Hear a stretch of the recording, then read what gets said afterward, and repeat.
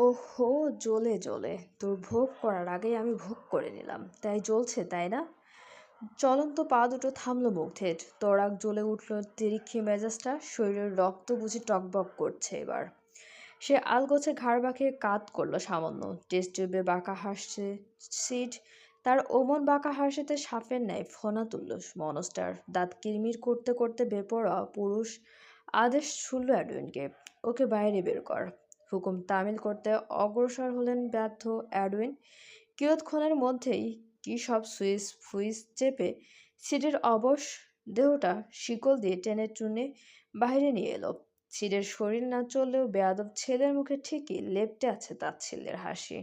বারবার ছেলের কি ইঙ্গিত দিচ্ছে মনস্টারকে। মনস্টার কি আর অত ধৈর্য সহ্য বোঝে? সিডের দেহটা বাইরে বেরোতেই সম্মুখ থেকে ছুটে এসে হিংস্র বাঘের ন্যায় শিকারকে ছো মেরে টেনে নেয় মনস্টার। অ্যাডউইন বোধহয় হকচকালেন খানিকটা, তড়িৎ পা পিছনে সরে গেলেন কয়েক কদম এগিয়ে। মনস্টারের শরীরের যেমন এক অদৃশ্য তেজে আগুন জ্বলছে, তার চেয়ে বেশি আগুন জ্বলছে মাথায়। হিংস্র যুবক সিটকে মেঝেতে ছুঁড়ে ফেলে তার বুকের ওপর গিয়ে বসেছে। তার ডান হাতে 5 আঙ্গুলের শোভা পাচ্ছে উঁচু উঁচু ধারালো দাঁতওয়ালা আংটিগুলো। মুগ্ধ হাত মুষ্টিবুদ্ধ করতেই আংটিগুলোর আগা তেমন তীক্ষ্ণ হয়ে গেল, এবং সে আর কোনরূপ কাল বিলম্ব না করে ডান হাত দিয়ে একের পর এক রেপিড পাঞ্চ বসাতে থাকলো ছিঁড়েন নাক মুখ বরাবর। এক একটা পাঞ্চের সে কি ক্ষিপ্র গতি, নাক মুখ থেতলে গিয়ে যাচ্ছে তাই অবস্থা ছিঁড়ের। বেচারার হুঁশ আছে কিনা কে জানে, অথচ সেদিকে থোড়াই পাত্তা দিচ্ছে মনস্টার। সে তো জ্বলছে রাগে, গজ গজ করছে হিংস্র কণ্ঠে, হাতের গতি বিরতিহীন রেখে বারবার আওড়াচ্ছে, জেলাস, জেলাস। জেলাস হবে তোর বাপ। ইউ সন অফ এ বিস। তুই ওকে ছুঁয়েছিস, তাতে আমার কি? তাতে আমার কোনো বাল ছাড়া গেল? কোন দুঃখে আমার বাল ছাড়া যাবে জানোয়ারের বাচ্চা? এই চুটকি বাজালে ওর যে কয়েকগুণ সুন্দরী এসে বেড কাঁপাবে আমার। সেক্ষেত্রে ওর জন্য আমি জেলাস হব কেন? আমি the রোশ the king shadow monster কোনো জেলাস ফিল হব কেন? জেলাস ফিল হব? তোকে কে বলেছে আমি জেলাস, বাস্টার্ড? থামলো মুগ্ধের হাত। সিড আর নড়াচড়া করছে না। নিথর ছেলেটার ঠোঁট দুটো একদম ছিন্ন ভিন্ন হয়ে গেছে। সম্মুখের দাঁত ভেঙে গিয়ে গুড় গুড় অবস্থা। ওদিকে মনস্টার এখনো শান্ত হয়নি। দাঁত চিবোতে চিবোতে ঘাড় বাঁকিয়ে আঙ্গুলে চোখ তাকালো অ্যাডউইনের পানে। বেচারা অ্যাডউইন ভরকালো কেমন, তক্ষুনি শুকনো ফাঁকা ঢোক গিলে মাথা নোয়াতেই মুগ্ধ নামক মনস্টার চোখের পলকে উঠে এসে ফের থাবা বসলো অ্যাডউইনের কণ্ঠায়। অ্যাডউইন শক্ত হয়ে গেল ভয়ে, চোখ নামিয়ে রাখলো ঠাই। কর্ণকুন কুন্তিতে কেবল পৌঁছালো মনস্টারের হুঙ্কার, এই তুই বল, I am jealous, am I jealous? ওই বাস্টার্ড বলল আমি নাকি জেলাস? আমাকে কোন দিক থেকে দেখে মনে হচ্ছে আমি জেলাস? কথা বল অ্যাডউইন, আদারওয়াইজ তোকেও মেরে ফেলবো আমি। এহেন হিংস্র হুঙ্কার তটস্থ অ্যাডউইন যেখানে শরীর কাঁপছে ভয়ে, সেখানে কণ্ঠ ফুঁড়ে থোড়ায় আওয়াজ বেরোবে? বেচারার অবোধ মন ভেতরে ভেতরে বারংবার চেঁচিয়ে যাচ্ছে, হ্যাঁ মনস্টার, আপনি জেলাস, তাও আবার কোনো সাধারণ নিয়মে নয়, বরং এক্সেসিভ মাত্রায় জেলাস। মনের মধ্যে চেঁচাতে থাকা এহেন ভয়ঙ্কর বাক্যগুলো মুখে এনে থোড়ায় গর্দান হারাবে আরুইন। বেচারা বুদ্ধিমান মানুষ তৎক্ষণাৎ মুখে কপট ভাব ভঙ্গি ফুটিয়ে তোতলাতে তোতলাতে বলল, একদম না মনস্টার, আপনি আবার জেলাস? ইম্পসিবল। নিজের পাল্লায় উত্তর পড়ায় রাগটা বোধহয় খানিকটা প্রশমিত হয়েছে মনস্টারের। সে আলগোছে ছেড়ে দিল অ্যাডউইনের কণ্ঠা। রাগে ফসফস করতে করতে কদম বাড়ালো সম্মুখে, দাঁত খিচে বলল, ব্লাডি বাস্টার্ড, আমায় বলে নাকি আমি জেলাস? গজগজ করতে করতে এগুচ্ছে মুগ্ধ। দরজায় একদম সন্নিকটে এসে দাঁড়াতে আচমকা পথ যুগল ফের থমকালো তার। মস্তিষ্কে তড়াক বেজে উঠল আরেক কথা। সিট তখন কি বলল? সে মনস্টারের ভোগে হাত দিয়েছে বলল। সত্যি তার শিকারে সিট হাত দিয়েছে? কথাখানা মনে পড়তেই ফের জ্বলে উঠল মনস্টারের মাথায় তালু। দীর্ঘ চোয়ালটা থরথর করছে এখন, শক্ত হাতে নিজের ঘাড়ে হাত বুলাতে কটমুটে বিড়বিড়ালো, কত বড় সাহস জানোয়ারের বাচ্চার! আবার মুখ নাড়িয়ে বলে গেল, এক মুহূর্ত থেমে ঘাড় ঘুরিয়ে এদিক ওদিক নাড়ায় মুগ্ধ, কটমট করছে ঘাড়ের ডগ, শব্দ হচ্ছে কানে। বেপরোয়া পুরুষ ফের উন্মাদ হলো। এবার মন মস্তিষ্কে বাজছে কেবল একটাই কথা, তার শিকার অন্য কেউ কেন ছবে? কেন? কেন? কেন? বেপরোয়া পুরুষ দাঁতে দাঁত চেপে ছুট লাগালো কক্ষের বাঁ দিকের কাউন্টারের পানে। কক্ষটা মূলত টর্চার সেল নামে পরিচিত। একটা মানুষ ঠিক যত রকমের কষ্ট দিয়ে মারা যায় তার সকল আইটেম বুঝে এখানে পুঙ্খানুপুঙ্খভাবে সাজানো রয়েছে। যুবক ছুটে এসে তৎক্ষণাৎ হাতে তুলল ঝা তক্তকে ধারালো কুড়ালটা। অতঃপর তা নিয়েই এগুলো সিডের পানে। অ্যাডউইন কিং কর্তব্য বিমূঢ় হয়ে দাঁড়িয়ে আছে একপাশে। মনস্টার চলে গিয়েও ফের ফিরে এলো কেন? আবার কি করবে কে জানে? অ্যাডউইনের ভাবনার মাঝে মুগ্ধ গিয়ে বসলো সিটের পেটের উপর। তারপর আর কোনো দিক না তাকিয়ে বেপরোয়া উন্মাদ ছেলে একের পর এক আঘাত বসালো সিটের বুকে। ছিন্ন বিচ্ছিন্ন হচ্ছে সিটের রক্তাক্ত দেহ। সেই লহুর সিটে কোঠায় ভরে যাচ্ছে মুগ্ধের মুখমণ্ডল। মনস্টারের সুদর্শন মুখখানার সে কি ভয়ঙ্কর রূপ বেরিয়েছে!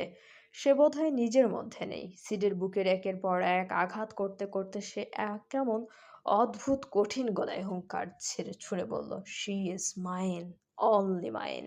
The only consequence of touching her is death. হতবাক অ্যাডওয়েন। ছেলেটাকে চোখে মুখে একরাশ অবাকের ছাপ। বিচক্ষণ মস্তিষ্ক তার জানান দিচ্ছে আগত কোনো কিছুর পূর্বাভাস। নির্দয় রুশদি কিং ধীরে ধীরে অ্যাডিক্ট হয়েছে একটা সাধারণ মেয়ের প্রতি, অথচ তার মন তা মানতেই চাইছে না। অ্যাডওয়েন চিন্তিত হলো এসব ভাবতে ভাবতেই। দি শ্যাডো মনস্টারের মতো একজন নির্দয় মাফিয়াও কিনা শেষমেশ প্রেমে পড়তে যাচ্ছে। কিন্তু এর পরিণাম? শীতাতপ নিয়ন্ত্রিত হিমশীতল কক্ষ। গলাকার মখমলের বিছানায় অবচেতন হয়ে পড়ে আছে মাহি। মাথায় বাঁধা মোটা ব্যান্ডেজ, নাকের ওপর ওয়ান স্টিফ ব্যান্ড। মেয়েটার নিঃশ্বাসের গতি বড্ড ক্ষীণ হয়ে যাচ্ছে যেন। বিছানার চারদিকে গোল করে দাঁড়িয়ে আছে প্যালেসের কয়েকজন মহিলা ডাক্তার এবং মেইডস। তাদের চোখে মুখে স্পষ্ট চিন্তার ছাপ। মেয়েটার জ্ঞান নেই গত 7 ঘন্টা যাবৎ। নিঃশ্বাসের গতিও কেমন কমে কমে যাচ্ছে। কোনরূপ ইন্টারনাল ইনজুরি হলো কিনা তাও তো বোঝার উপায় নেই। সে তো ভাগ্য ভালো, সময় মতো মিলা গিয়ে খুঁজে পেয়েছে মেয়েটাকে, তাও যাচ্ছে তাই অবস্থায়। সারা শরীর তার ডুবেছিল ময়লায়, মাথাটা পড়েছিল বাথটাবের ওপর। মিলা অত আহত থাকা সত্ত্বেও সবাইকে ডেকে এনে মেয়েটাকে উদ্ধার করেছে, তবে মেয়েটার কেন যেন জ্ঞান ফিরছে না। মিলা বসে আছে মাহির একদম গা ঘেঁষে। মেয়েটা কাঁদছে ফুপিয়ে ফুপিয়ে, মনে মনে নিজেকে কত যে দোষারোপ করে যাচ্ছে। বারবার আনমনে আওড়াচ্ছে, সব আমার দোষ। সেদিন আমি কেন তোমায় একা রেখে ছেড়ে গেলাম? কেন থাকলাম না তোমার সাথে? মিলার বুক ভার হয়ে গেছে মাহির কষ্টে। নাক টানতে টানতে আলগোছে নিজের 2 হাতের মুঠোয় চেপে ধরে রাখলো মাহির ডান হাত। এক দৃষ্টিতে মাহির মলিন মুখ পানে তাকিয়ে থাকতেই হঠাৎ টের পেল কক্ষে আগমন ঘটেছে এক জোড়া দামফিক কদমের। তৎক্ষণাৎ জোরসোরো হয়ে গেল সবাই। মাথাটা নুইয়ে দৃষ্টি ফেললো মেঝেতে। মেয়েরাও উঠে দাঁড়ালো কাল বিলম্বন ছাড়া। শরীর ঘুরিয়ে মাথা নুইয়ে সরে যায় 2 কদম। ওদিকে কক্ষের একদম মাঝখানে দাঁড়িয়েছে মনস্টার। এখনো ফুঁকছে সিগার। এ লোক যে দিনে কত সিগারেট টানে কে জানে। মনস্টারের চোখে মুখে স্পষ্ট বিরক্তির ছাপ। সে ফের সিগারের শেষ ফাঁকে লম্বা একটা টান বসিয়ে ঝাঁঝালো কণ্ঠে শুধালো, এই বান্দির মেয়ে এখানে শুয়ে আছে কেন? মিলা ততস্থ ভয়ে। মুখ দিয়ে কোনো কথা বেরোনোর জোগাড় নেই তার। ডাক্তারদের মধ্যে থেকে এক মধ্যবয়সী পারস্যের সুন্দরী খানিকক্ষণ দোনামনো করে হঠাৎ জানালো, বিগত 7 ঘন্টা ধরে ওর জ্ঞান নেই মনস্টার। নিঃশ্বাস নেওয়ার গতিটাও কেমন কমে যাচ্ছে। আই থিঙ্ক ওর ভালো ট্রিটমেন্ট প্রয়োজন। এক্ষেত্রে ওকে হসপিটালাইজড করলেই বোধহয় ভালো হয়। কথাটা বলতে না বলতেই পাশ থেকে একজন ফট করে চিমটি কেটে বসলো মধ্যবয়সীর পেটের ধারে। মধ্যবয়সী বিচক্ষণা হয়তো আজ করলো নিজের বকামি। নিজের বলা কথাগুলো মস্তিষ্কে ফের আওড়াতেই জিভে দাঁত চলে গেল আপনা আপনি। এমা, রোগীর কথা চিন্তা করে সে কি কথাটাই না বলে ফেললো? সে কিভাবে ভুলে গেল সে এই মনস্টার প্যারাডাইস নামক জেলখানায় একবার ঢোকা মানে দ্বিতীয়বার বের হওয়া অসম্ভব।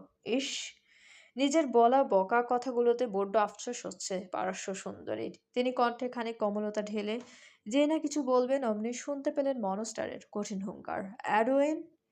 কয়েক কদম দূরত্বেই দাঁড়িয়ে আছে অ্যাডওয়েন। ডাক পাওয়া মাত্রই এগিয়ে এসে বাধ্য কণ্ঠে জিজ্ঞেস করলো, জি মনস্টার? মুখাবয়ব শক্ত মুগ্ধের, তীক্ষ্ণ দৃষ্টিতে তাকিয়ে আছে মাহের মুখ পানে। আশ্চর্য হলেও সত্যি মনস্টারের চোখে মুখে আজ অবাধ ঘৃণা। কপালে পড়ছে গোটা গোটা কতক বিরক্তির ভাঁজ। মিনিট খানেক যেতে না যেতেই সে কেমন কঠিন গলায় আদেশ ছুড়ল, রাশিয়ার যত বড় বড় ডাক্তার আছে সবাইকে তুলে আন। ট্রিটমেন্টের জন্য যা যা যন্ত্র লাগবে সব নিয়ে আয়। আগামী 2 ঘন্টার মধ্যে এই বান্দির মেয়ের চিকিৎসা শুরু হওয়া চাই। Do you get that? ইয়ে ইয়েস মনস্টার। ভরকানো কণ্ঠে ক্ষুদ্র উত্তরে সীমাবদ্ধ অ্যাডওয়েন। এটুকু জীবনে আর কত ঝটকা খাবে বেচারা কে জানে। সে তৎক্ষণাৎ তৎপর হলো মনস্টারের হুকুম তামিল করতে। এদিকে ঘর ভর্তি ডাক্তার, মেয়েটা কেমন হা হয়ে গিয়েছে মনস্টারের অমন কথায়। প্রত্যেকের মনের মাঝে লুকায়িত সন্দেহের দানাগুলো যেন তীব্র থেকে তীব্রতর হচ্ছে। তাহলে তারা যা শুনছে তাই কি সত্যি? মেয়েটা কি তবে মনস্টারের স্পেশাল কেউ? এদিকে মুগ্ধ এবার কণ্ঠ উঁচে বলে ওঠে, লিভ। ব্যাস একটা শব্দ, আর তাতেই সবাই কেমন সুরসুর করে বেরিয়ে গেল ঘর ছেড়ে। মুগ্ধ তখন ধীরে ধীরে পায়ের গতি এগিয়ে আনে মাহের কাছে। ঠোঁটের সিগারেট দিচ্ছে লম্বা লম্বা টান। ধীরে সুস্থে মাহের পাশে বসে মুখ ভর্তি ধোঁয়াগুলো এক ঝটকায় ফু দিয়ে বসে অবচেতন মেয়েটার মুখ পানে। এতে মুগ্ধের পৈশাচিক আনন্দ মিলল কিনা কে জানে, তবে মাহের পানে কিয়ৎক্ষণ এক দৃষ্টিতে তাকিয়ে থাকতে তার ঘৃণাগুলো বাড়তে লাগলো কয়েক গুণ। ছেলেটা কেমন চোয়াল নাড়াচ্ছে এদিক ওদিক, দাঁতে দাঁত চাপায় কটমট শব্দ বেরোচ্ছে বাইরে। সে একবার কোনরূপ ভনিতা ছাড়াই বলে উঠল, এত সহজে তোকে মরতে দিচ্ছি না বান্দির মেয়ে। এখনো তো অনেক বাকি। সবটা সহ্য করার জন্য হলেও তোর উঠতে হবে। And I will make sure of it. ট্রিং ট্রিং ট্রিং। মাঝরাতে কলিং বেলের কর্কশ শব্দে ঘুম ছুটে গেল দামিয়ান দোব্রাস্কার। রাশিয়ার অন্যতম বিখ্যাত ফিজিওলজিস্ট হিসেবে পরিচিত এই ব্যক্তি বেশিরভাগ সময় হোটেলেই রাত কাটান। তার ভাষ্য মতে ইনজেকশন, সিরিঞ্জ এবং নাড়ি দুটোকেই একবারের অধিক ব্যবহার করা স্বাস্থ্যের জন্য অনুপযোগী। তাই তো রাত কাটান হোটেলে নিত্য নতুন পার্টনার নিয়ে। আজও তার ব্যতিক্রম নাই। ঘুম ঘুম চোখে দরজার কাছে এগিয়ে এসেছে দামিয়ান। অত সাধের ঘুমটা তার মাত্রই ধরা দিয়েছিল চোখের পাতায়। আর অমনি সুখের পকা হিসেবে অত রাতে তার ঘরের দরজায় আগমন ঘটল কার কে জানে। দামিয়ান বিরক্ত মুখে দরজার কাছে এসে দাঁড়াতেই কলিং বেলে ফের হাত চাপ পড়ল।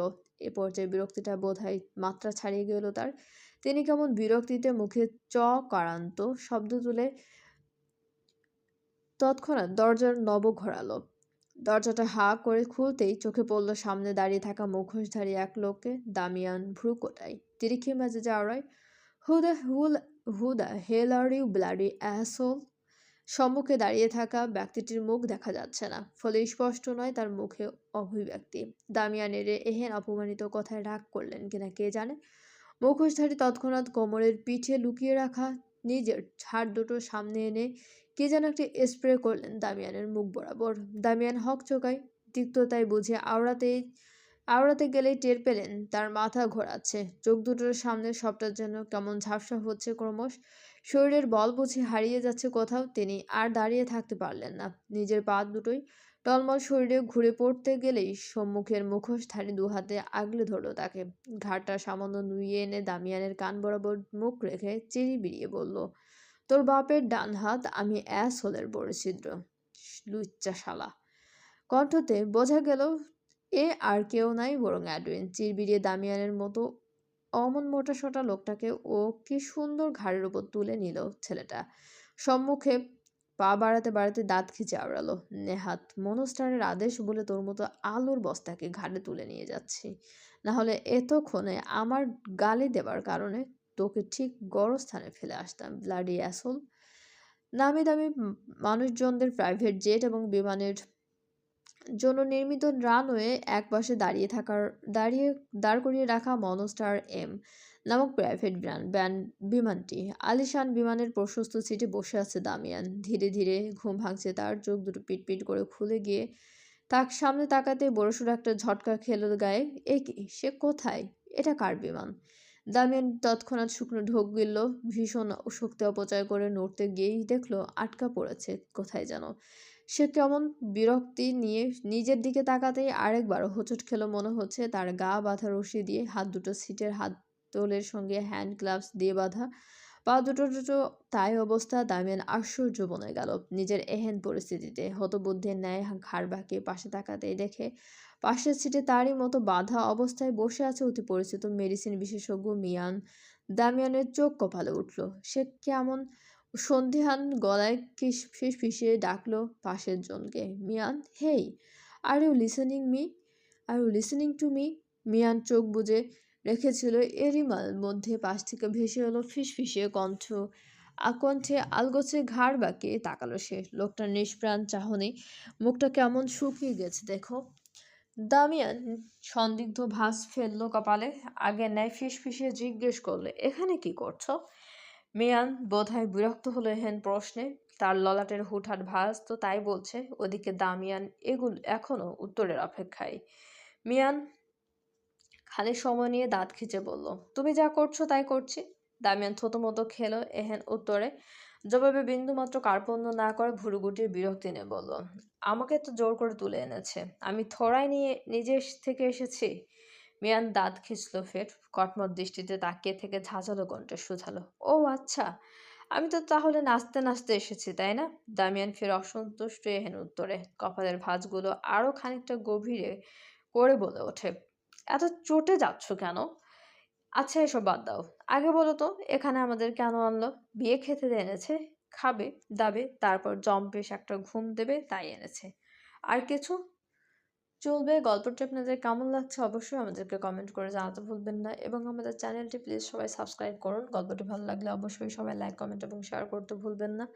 আপনাদের প্রিয় মানুষগুলোর সাথে এবং আমাদের চ্যানেলের সঙ্গে থাকার জন্য সবাইকে অনেক অনেক বেশি ধন্যবাদ।